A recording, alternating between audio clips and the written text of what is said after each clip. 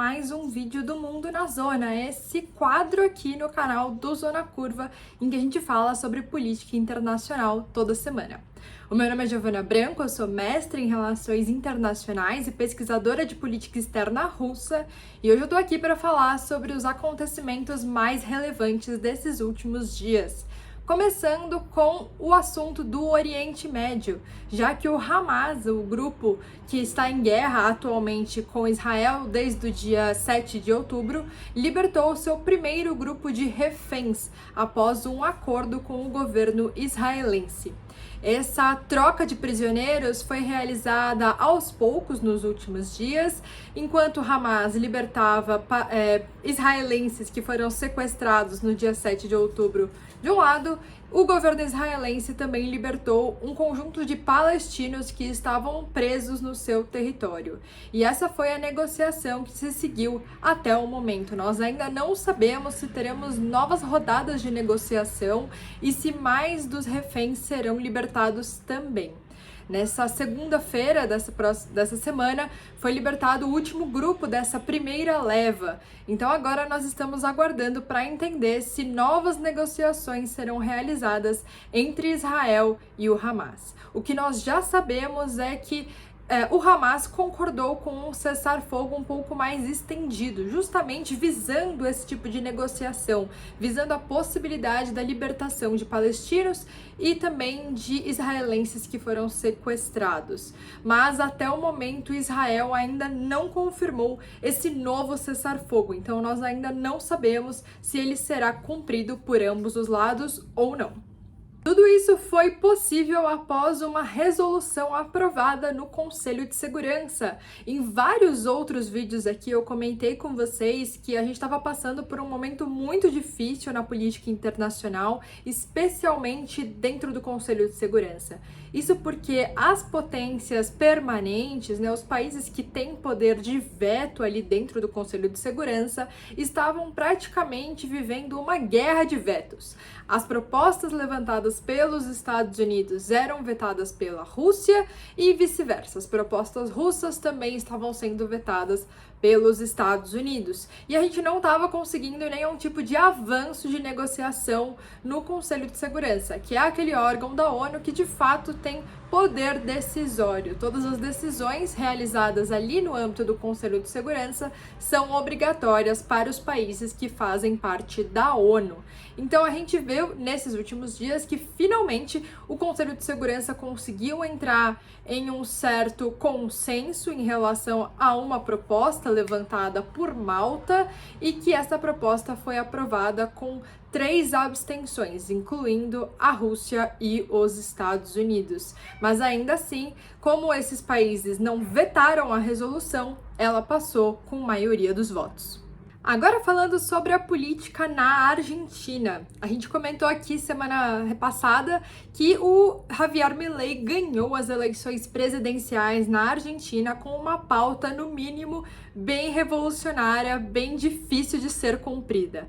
E já nos primeiros dias agora, pós-eleições, a gente percebeu que essa pauta, na verdade, não se sustenta. A política global, no fundo, não consegue contornar essas propostas mirabolantes que o Milei fez para a política argentina, principalmente aquelas propostas que tinham a ver com o afastamento e um corte de relações com o Brasil e com a China. Então, antes mesmo de tomar posse agora no final do ano, o Javier Milei já entrou em contato com o Xi Jinping e também com o presidente brasileiro Lula, justamente tentando buscar a construção de novos laços de relações amistosas entre a Argentina, China e Brasil. Então, a gente percebe que, embora toda a campanha política do Milei tenha sido muito pautada por um sentimento anti-chinês e também anti-brasileiro, visando muito uma sinalização para o governo norte-americano, toda a pauta do Milei era justamente com uma defesa de livre mercado, uma defesa de soberania, uma defesa de democracia, segundo ele. Então, tudo isso eram propostas que eram muito favoráveis aos Estados Unidos, Historicamente, são pautas, né, que os Estados Unidos acabam defendendo ao redor do mundo. Mas a gente viu, de novo, que na prática a política global tem algumas regras e os países têm certas dependências um em relação aos outros. E a Argentina não é diferente disso. Tanto China quanto o Brasil são grandes parceiros comerciais da Argentina, então não faria mesmo muito sentido o Javier Milei cortar a relação com esses países. Lembrando que Javier Milei assume a Argentina num momento, no mínimo, muito difícil para o país. Aproximadamente 40% da população argentina está abaixo da linha da pobreza. Então, nesse momento, fortalecer laços econômicos e políticos é extremamente relevante e talvez até mesmo crucial para a sobrevivência política de Javier Milei no governo da Argentina. Ele também deu algumas sinalizações contrárias em relação à adesão da Argentina aos BRICS, que a princípio aconteceria a partir do dia 1º de janeiro de 2024, fazendo com que os BRICS se tornassem BRICS 11, mas ainda não sabemos se, diante de toda essa pauta política muito revolucionária do Javier Milei na Argentina, o país vai ou não decidir entrar ou deixar o convite dos BRICS de lado. Então, não sabemos se teremos realmente BRICS 11 ou se serão apenas BRICS 10. De qualquer forma, não entrar nos BRICS seria uma perda maior para a Argentina do que para o restante dos países desse bloco, já que, de novo, a Argentina poderia se utilizar, por exemplo, do Banco de Desenvolvimento dos BRICS, né, de outras formas de financiamento econômico que não precisam necessariamente passar pelo FMI e pelo Banco Mundial, o que num momento de crise econômica como esse se torna extremamente relevante e uma alternativa viável para o governo da Argentina. Continuando nosso assunto sobre organizações multilaterais e essa junção de países em prol de temas comuns, a gente começa agora nessa quinta-feira, dia 30 de novembro, a COP28, que vai ser sediada em Dubai. A COP, né, são uma série de reuniões que acontecem para as mudanças climáticas. São especialmente eventos promovidos pela ONU para discussão de questões climáticas e também meio ambiente. No geral, essa edição da COP aqui tem várias expectativas em cima dela, já que nós já temos percebido ao longo dos últimos anos, mas talvez ainda mais intensamente do ano passado para cá, que as mudanças climáticas estão aí e talvez sejam irreversíveis no patamar que a gente esteja alcançando. Cada vez mais o aquecimento global vem se tornando uma realidade muito preocupante para vários países do mundo. Nessa reunião da COP28, o presidente dos Estados Unidos decidiu que não irá comparecer. O Biden emitiu um comunicado dizendo que, nesse momento, a presidência norte-americana tem outras preocupações mais importantes. Obviamente, ele estava aqui se referindo a duas guerras muito relevantes no cenário internacional que vem acontecendo simultaneamente e que, de alguma forma, tem o envolvimento dos Estados Unidos. A gente está falando do conflito no Oriente Médio, em que os Estados Unidos apoiam Israel de forma direta, e também do conflito entre Rússia e Ucrânia, que, embora esteja um pouco perdido nos nossos noticiários aqui no Brasil, é um conflito que continua acontecendo, é um conflito que vem realmente atingindo escalas de violência muito altas, mas que vem sendo também uma guerra com cada vez menos possibilidade de resolução. A Ucrânia vem passando por grandes dificuldades de se rearmar e de contra-atacar a Rússia, e agora, nesse momento em que o inverno na Europa vai chegando, nós temos ainda grandes expectativas sobre como que essa guerra vai se desenrolar nos próximos meses, se teremos então um momento de vantagem de um lado ou de outro. Então, a princípio, o presidente dos Estados Unidos não tem tempo para participar da COP28, não tem tempo para discutir mudanças climáticas, porque ele está muito preocupado com questões mais realistas das relações internacionais, que são justamente essas duas grandes guerras. No geral, não era realmente muito tradicional que presidentes dos Estados Unidos participassem dessas COPs. Antes do Biden, quase nenhum presidente americano participou. Então, embora seja muito triste que a gente não possa contar com a participação dos Estados Unidos em um tema tão importante, já que os Estados Unidos são um dos principais emissores de gases poluentes, então um dos principais contribuidores justamente do aquecimento global, ainda assim não é nenhuma grande novidade, nenhum grande choque que o Biden tenha decidido não participar da COP28 nesse ano. Mas, em compensação, devem participar tanto o presidente do Brasil, Lula, já que o Brasil vem buscando um protagonismo muito grande nesse tema das mudanças climáticas, o tema ambiental, o Brasil que tem toda a chance de ser uma potência nesse quesito, então o Lula vem realmente se mobilizando bastante para conseguir maior protagonismo nessa área e mostrar as possibilidades do Brasil quanto um parceiro importante justamente sobre esses assuntos climáticos. Também devem participar o rei inglês Charles III, justamente representando a monarquia britânica, que também tem um certo histórico de participar dessas reuniões e de mostrar sua preocupação com temas globais. E mais importante do que todos eles, vem a participação do Papa Francisco. É muito relevante a participação do Papa por conta de uma declaração, inclusive, do Antônio Guterres, que é secretário-geral da ONU. Segundo o Guterres, ele espera que a participação do Papa na COP28 em Dubai mostre a todos os líderes do mundo que combater as mudanças climáticas e se adequar às questões do aquecimento global é um imperativo moral para todos.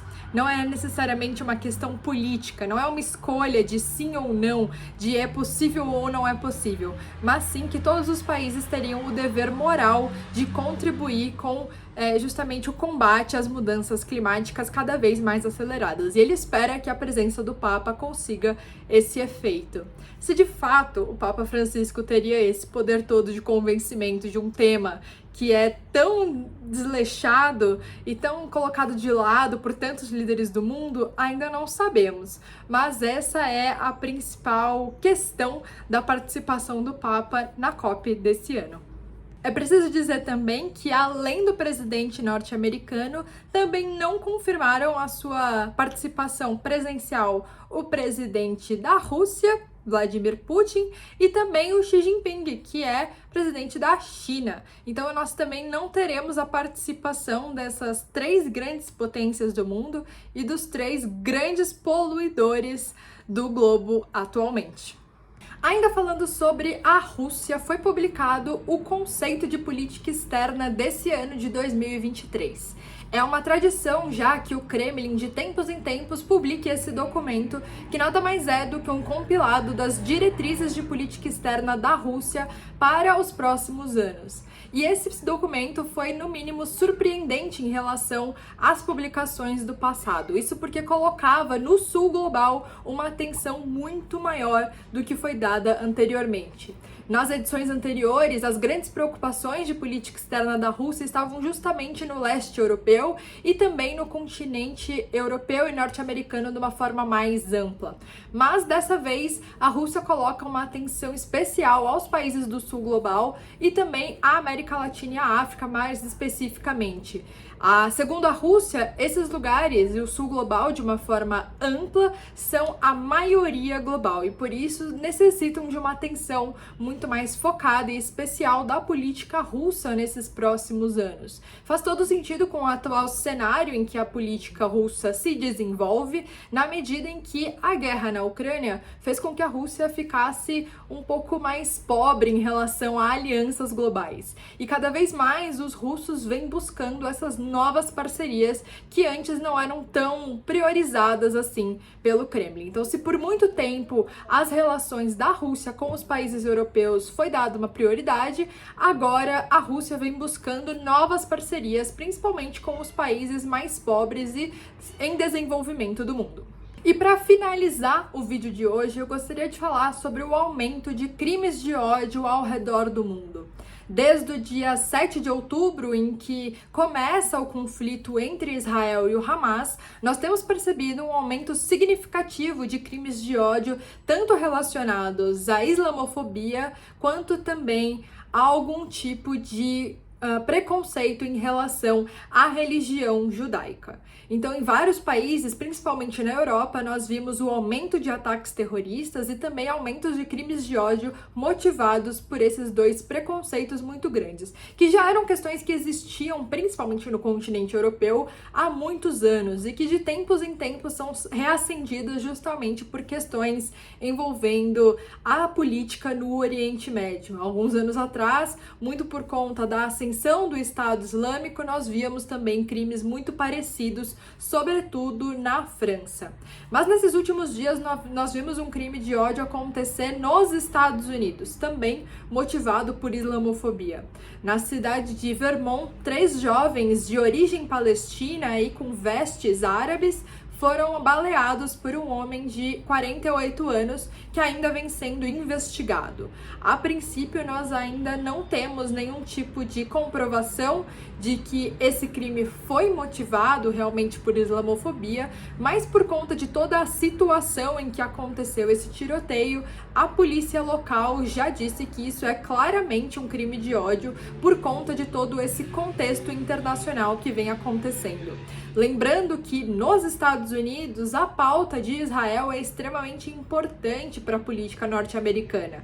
Vários políticos, tanto republicanos quanto democratas, necessitam de algum tipo de mobilização em relação a uma política mais favorável à presença de Israel no Oriente Médio, a um aumento do apoio militar norte-americano aos israelenses. E com certeza todo esse conflito que vem aí durando 1 mês e meio, agora quase 2 meses, vem motivando que cada vez mais pessoas tomem posições extremistas em relação a essa política entre Israel e os palestinos. Então, nesses últimos dias, a gente viu esses tiroteios acontecendo contra 3 jovens de 20 anos, cada um deles, e aparentemente sem nenhum motivo pessoal, mas sim pela islamofobia desse homem de 48 anos que já foi preso e está sendo atualmente investigado. É realmente uma questão extremamente relevante na medida em que temos visto de novo o aumento desses crimes e também de ataques terroristas motivados por uma questão ou por outra, né, tanto pró-israelense quanto pró-palestina, em ambos os lados, em vários países do mundo, algo para a gente prestar mais atenção e também condenar cada vez mais esse tipo de ataque. Então, por hoje foi isso. Eu espero que vocês tenham gostado do vídeo de hoje. Se vocês tiverem qualquer dúvida sobre esses assuntos, comentem aqui pra mim. E também, se vocês tiverem sugestões para os vídeos das próximas semanas, também não deixem de me falar. Muito obrigada e até o próximo vídeo.